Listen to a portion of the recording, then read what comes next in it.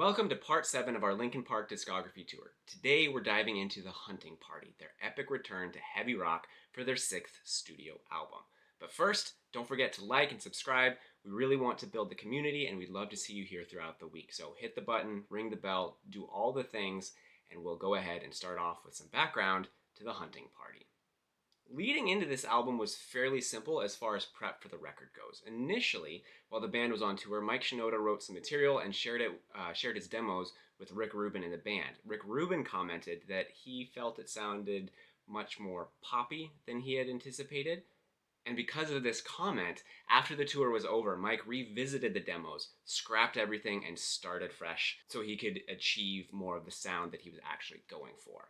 Now, the method for recording this album was completely different from any of their previous records. The album was produced by Mike Shinoda and Brad Delson, making this the first album since Meteora that wasn't co-produced by Rick Rubin. Now, one of the biggest ways that the recording for this record was different from previous albums is that they wrote it exclusively in the studio. When they came to the studio, they had absolutely no material to work with.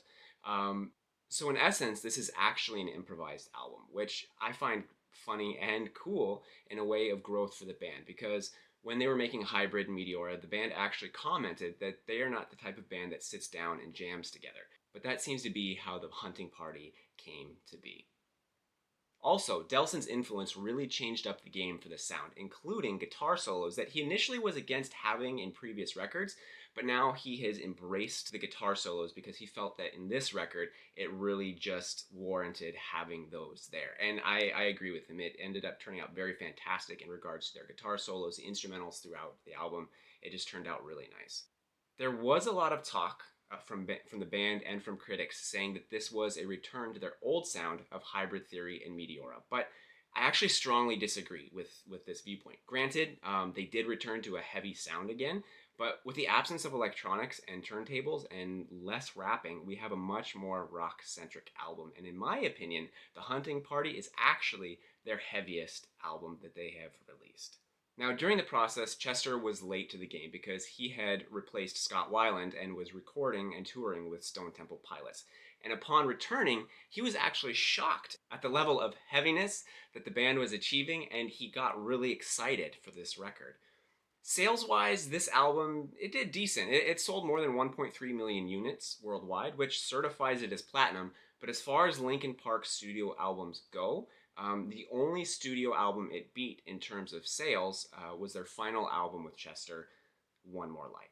So with that, let's get into the record. Starting off, we have Keys to the Kingdom. The effect on Chester's voice shows right off the bat that this album is going to be different. It is going to be a straight rock album, and it is going to be very heavy. Mike sings most of this song with a small rap in the middle, but the majority of this song, he actually is singing clean vocals.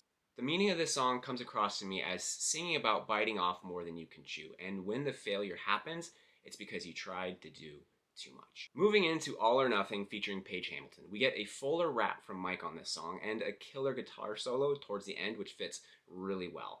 Now, this record has a lot of instrumental pieces and that really add a very cool layer to the album, and this song demonstrates that very well.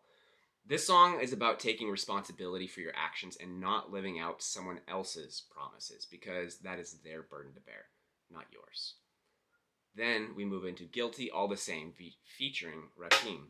I love the opening to this song. I always enjoy when a band has a good guitar riff and gives it a sound effect of being a garage band type sound before bringing in some of the lows that the bass and the drums bring in. Going from a shallow sound into a full, robust hit straight into your face, which is awesome. The post-hardcore band Silverstein actually utilizes this kind of effect in their song In Silent Seas We Drown, and I love it every time I hear that type of effect on a song. It is a method that really pumps up the listener. The instrumental, A Minute In, is a lot of fun and it's super catchy. They're singing about someone who has their back against the wall and is pointing fingers at everyone else and trying to lay blame. But they are the ones to blame. Like that old saying goes, when you point one finger at someone, there's 3 fingers pointing right back at you. Then we move into The Summoning. The Summoning is an instrumental interlude that gives a little bit of electric chaos before moving into the heavy song of War. Now, War. This song is fast paced and heavy, and Chester gives a bit more of grit to his voice than normal. And after only 2 minutes, it's done. But not before giving a killer guitar solo. The lyrics call out War for destroying worlds, and they end up painting War as the vicious villain it is. Then we have Wastelands. This song explores when your world turns black, when everything feels like a wasteland, and you sit in your despair, hoping for better days as you fight your own personal battles. It's a really simple song. It's fantastic. Then we have Until It's Gone. This song is so emotionally heavy. It's simple, but it carries a massive message. We often hear the saying, you never know what you've got until it's gone. And Chester even mentions this in the song that he's heard it said 1,000 times. And it seems so cliche until it happens to you. When it happens to you, the pain is more than you can bear. And it rings true. You don't know what you've got till it's gone. And the moral of the story is learn what you've got so you can fight to keep it in your life and not be filled with regret for letting it slip away. Now, Rebellion featuring Darian Malakian. The intro to this song is deliciously fast. Yes, deliciously. And this song calls out the people that complain about what we would call first world problems. It straight up calls out society for complaining about being oppressed when they haven't had to sit under oppression's gun, calling these people imitations of rebellion for faking having it bad.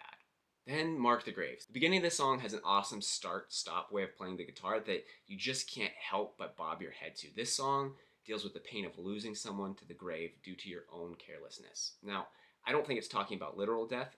In this particular instance, I believe it's being used as a metaphor for permanent loss. But maybe you have a different thought. Let me know down in the comments. I'd really love to hear your thoughts and see what you think this song is intending in its meaning. Now, Drawbar featuring Tom Morello. Now, this is a melancholy interlude with heavy drums that end out with a quiet piano solo, building into the song Final Masquerade. This song is a hard song to listen to, not because it's bad, but because it's actually quite fantastic.